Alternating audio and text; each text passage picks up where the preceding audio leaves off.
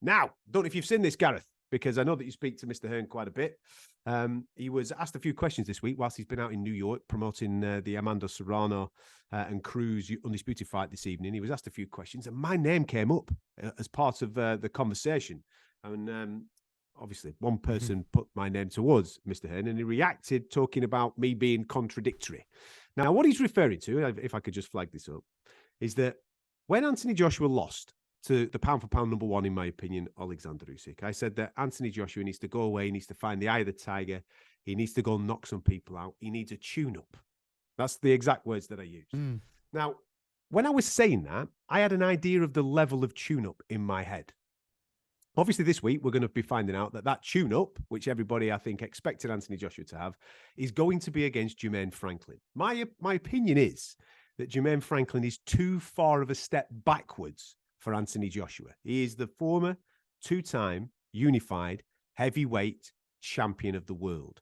He's about to fight a guy coming off a loss who is not ranked by any sanctioning body and outside, well, just about in the top 30 heavyweights in the world.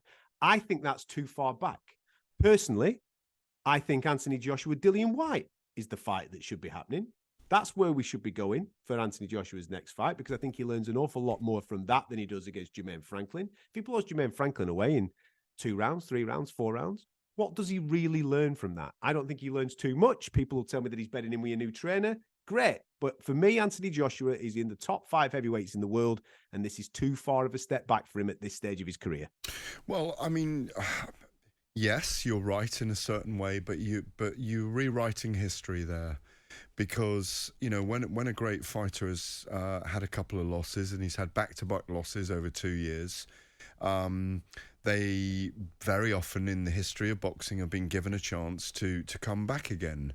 When Muhammad Ali lost to, and the date's coming up, February the 14th, Valentine's Day, when Muhammad Ali lost to Joe Frazier in 1971, he got a chance to, in between times, before he fought Frazier in the Rumble in the Thriller Manila, and he fought George Foreman in Zaire in 74.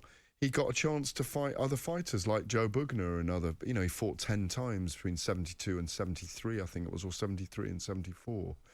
And I think, you know, there are a lot of people will side with you on this argument, but I think it's a good opponent. I know he's only ranked 29 in the world. I was there live when he fought Dillian Whyte in November. Yeah, and he put up a good fight against him. You know, he's got desire. I think Anthony Joshua knocks him out in 5 or 6 rounds, and we'll all say, what were we worrying about? There's a little bit of banana skin involved. Eddie, rather than Freddie, has put pressure on him by saying that, you know, that there's not really anywhere to go if he loses this fight, and he can't afford to lose it. I think he knocks him out in 5 or 6 rounds, and I think he knocks Dillian out. Dillian may not appreciate me saying that, but I think Joshua, you said Yard earlier, by the way, so you still got Anthony Yard in your head. Have I? Sorry. Yeah. Sorry. I'm the same. I've been talking about him all week. And I don't have any resentment about this. And what'll happen, and you're right, people will say if he knocks him out in 5 rounds or he goes 12 rounds with him, he'll be damned if he knocks him out in 5 rounds, and he'll be damned if he goes 12 rounds with him. He shouldn't go 12 rounds with him, but it's just the situations he is in. He's a victim of his own success. We all know that at the moment, and all he's trying to do, I think, is look spectacular for a couple of fights. That's what Eddie wants him to do. We all remember the last fight of a fighter. That's the weird thing. It sticks in our memory.